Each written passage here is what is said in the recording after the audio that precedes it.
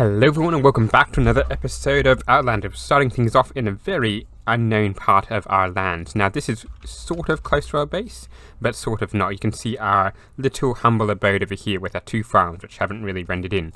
But we're going to be spending a little bit of time around this base, this bay actually, where this is going to be our major base of the season, I reckon. I'm not entirely certain what I want to do with it, but I'm kind of thinking something similar to Season 1, where I built a little bit of a docks and a bit of a town. So I'm going to expand on that idea, likely have a bit of a docklands going all the way around, or at least part of the way around, having a bit of a town here, maybe a bit of a here, and a bit of a here. And I'm also still considering if I can do a volcano. So there's quite a bit of plans yet to go ahead. But we need to head over to the shopping district because there are some things that have been going on in the shopping district which we need to look at and show. So let's get over there now. Now, over the past few weeks, we've been having a bit of a discussion, let us say, over which is better, the moss or the grass. And as you know, I'm on Team Grass after having stopped from mycelium. But anyway, we're on Team Grass, and George and I last night put quite a fair bit of grass around. We put some grass over here. We put some grass over here. We actually filled in a fair bit of this lake. You can see it's still growing in, but this is a bit of a power move. We're trying to show that grass will never die, and it should grow a bit further. So we also did a little bit around George's and my two shops over here, or my two shops and his shop over here. So I think we're doing a fair bit, and we also cleaned up a lot of the moss carpet and a fair few bit of the moss area as well. So it's basically now over to Morgan to see what they can do as well. But for the time being, it's time to head over to our grass HQ because we've had a few experiments going in the last few days. Now, did I drop something over here? No, it's just bones and fish. So, over here in our secret entrance, we've got ourselves the 6 experiments we have set up last, if I can actually get in, last episode. Come on, get in. This is not a little bit tricky to do because I am pretty bad at swimming. There we go. Okay, so we set up ourselves a fire, an extreme heat, and extreme light. Now we can see over here, fire doesn't really seem to work on either of them, so we can cross this out. We can't use fire as our deterrent or as our killing mechanism for either moss or mycelium. If we come over here, we can see mycelium does sort of die by extreme heat. It could just be the spores dying off by themselves though, so that's not necessarily the best idea. And we can see the same for light. It's sort of effective, but not 100% effective. It's about 75% effective, so mycelium looks like we're just going to have to dig it up, which is probably not the best. Sorry, it's probably not that bad either. But if we come over here, we can see an extreme success. Moss really doesn't like extreme heat. If we put it under the stuff, it turns into coarse dirt, which is really, really good. And if we come over here, we can see that grass, or the moss actually, doesn't like light, which sort of makes sense since in the light in the shopping district, it doesn't seem to have died at all. So this being a contained thing, it could just be the heat from the light that's killing it. Same over here, maybe. So I think we know what we need to do if we want to kill off more of the moss. So, and I'm not sure, because we're putting it above, we're not sure if we put it next to it, it could work. I'm going to take a risk and say it does.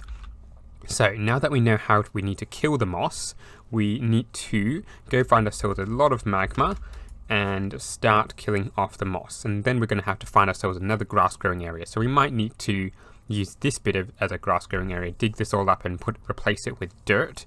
And then we've got a lot of grass in which to start getting rid of these things. But for the time being, we need to head either to my base or to the nether to find some magma blocks and start killing off these moss blocks. With my magma blocks now obtained, I can start putting in there. Now I think, if I'm careful about this, I should be able to put one in every small area. So I don't want to waste too much because I've only got 16 of them. But a couple here, one there, and probably another, just one in this one. That should slowly kill off at least a little bit of it. Then we need to put a bit in this huge block over near Morgan's shop, which is quite big. So if we put one right underneath, thankfully this moss is rather easy to mine. If we get over here, that should do one. Let's see, another one, or there's grass there, we don't want to be careful. One there. let's see, one over here. I've got 8 left. That should be okay. One. All right, no, that didn't work. One here. One here. I still don't know what this is going to be, but hopefully it's going to turn into something brilliant. So that is nearly enough. A couple more over here.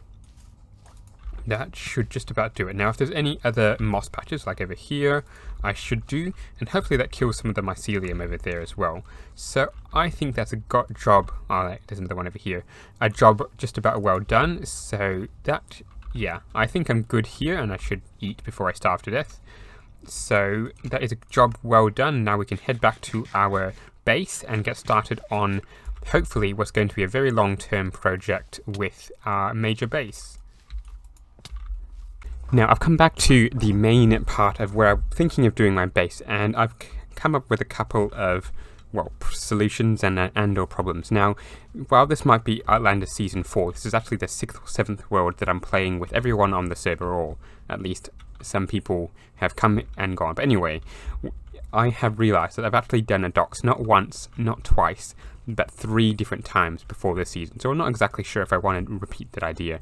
And if you do want to have a look at some previous ideas, I've done one in Season 1, so that wasn't actually the best idea in the world. So I am still thinking whether I divide this area into a few industrial areas. So I have maybe a farming industrial over here, maybe an emerald industrial over here, or another stuff over here, and then I can do one of, I'm still considering whether I want to do a volcano over where the spruce is. I think that would fit quite well. Now that does leave this area over here where I'm standing, over here and over here a little bit. So I'm not quite sure what I want to do here yet, but there is quite a bit of plans yet. So this base could be quite well spread out if I am not too careful, which could mean either a lot of trouble or a lot of flying about, but we'll see. However, to get started, I think I will just do something that I did all the way back in Season -1. Yes, that's right, -1. We've had quite a number of worlds, and what we did there was we basically did a little bit of a outline on the shoreline with this, so a bit of logs to supposedly hold back the dirt and to do this. So what I'm thinking of doing now is I'm probably going to do something very similar to a season well before I started doing YouTube. So something like this, and then we get rid of the bits here to make it all nice and flat. Now what I might do later on is come along and make this andesite or something, because I don't have quite enough cobblestone to do what I want. So something like this should do quite nicely. So if I go along the shoreline like so, and come back soon, it should be very good. And after a bit of time, I've got myself a fair bit of space. I actually ran out of rockets, so I'm going to have to fix that up later. But the little barrier that I've got goes all the way around through here to around here, around hidden behind this little hill. I've also started putting a bit of andesite in. It doesn't work quite as well when it's just by itself, but I don't really have the other resources to populate this correctly. I don't have much stone because I'm using it all for redstone, and I don't have much cobblestone because I need that again for redstone. So it's a bit of a quandary that I have to use andesite, but it doesn't look overly bad, it just looks kind of plain by itself. Now, I have gone around the edge and put in the andesite like I said it would, and I think that actually makes it look a little bit better. Just gives a little bit more of an edge, and there's a creepy guy there. Get rid, die, little thing. Okay, so now that I've done that, what I want to do is I need to think about what I'm going to do even more. I really am going into this with not many plans at all, but what I'm really thinking is a bit of a township here, which could take a bit of time to do. So after a little bit of thinking, I am thinking I'm just going to build some houses along here, so just a long stretch of them. So if we just mark out, let's see, if we go 1, and then we should, let's have 5 or so wide. 1, 2, 3, 4, 5, 6 maybe. I do want it to have a center block, so 5, and then we'll go another 5. 1, 2, 3, 4, 5, and then 1, 2, 3, 4, 5. Actually, that's 5 there. So if we just extend this out a little bit more, and then have something similar going around the block, and then maybe a road going through here. The basic idea is I want to build a bit of a seaside town but give the impression that it's really run down. So this is the poorer part of town, and then the more richer part is more over there where the Docklands is, maybe. I'm not entirely sure, actually. Or maybe this is the poor part, and then I have a wood pier going off this way, and that's where the ships dock. So a little bit of thought going into it and trying to make it a little bit more realistic. So let's get into building this. Now what I'm thinking is the inside of this is just going to be made of tough blocks. So that's the bottom, the floor, I guess you could call it, of the building. So we build that a little bit more, so like so. These walls will go up somewhere in here. So they'll be back-to-back walls, which is probably not the best idea, but it's what I'm going with. So I think I should actually make these dark oak, and then the walls out of spruce, and the roof out of oak. And actually I think calcite is what I was going to use down here, because the idea being is it is, let's see, it is washed up by sand, by the salt on the sea, so it's all salty, I guess. That's the general idea. So I'm going to build these up and see where I go from there. As I continue to build this thing, I realized I can build a little bit more lore into this, and the reason why they would be using spruce wood is because of the forest over there. They'd be able to cut them down and just gently float them across to here and then build up this area. So hence the reason why the spruce logs. And of course, as I said, this could be cobblestone, which has just been whitened with all the salt just splashing up over time. Now it's been built up like this in such a way because it's such a compact area. So quite a little bit of lore can go into this if you're careful on how you build it all. Now, what I'm also going to do is build a second story, because this is a town that's been around for a while, so they needed to build extra layers. So what I'm going to do here is build a little bit of an extra layer, and then I think I should build this out of oak, just to give it a little bit more difference, although I do want to make... How do I make the floor is the question as well. I'm not entirely certain how I'm going to do everything, but there's quite a bit more building to go. So let me just work on this one and see how we go on this. A little bit more time has passed, and I have got myself a little bit more of the building. You can see myself with the top story. We've got a little bit of a place to actually get up, and I've put the walls and part of the ceiling here.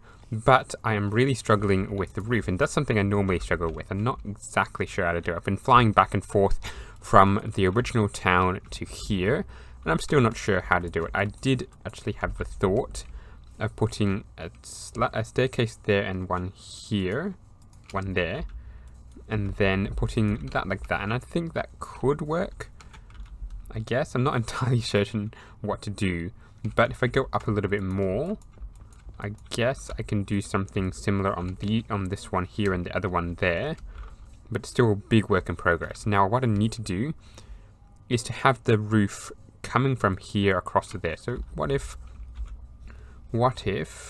I had something like that? No, that's not going to work too well. What if I had the other way around? So let's see, the stairs facing that way? How would that look? That doesn't look too bad. And then I suppose I can have something like that, and going on from there. So it's a little bit of work to go, so a fair bit of time yet to go into this, but overall I think I'm getting a good start on this town.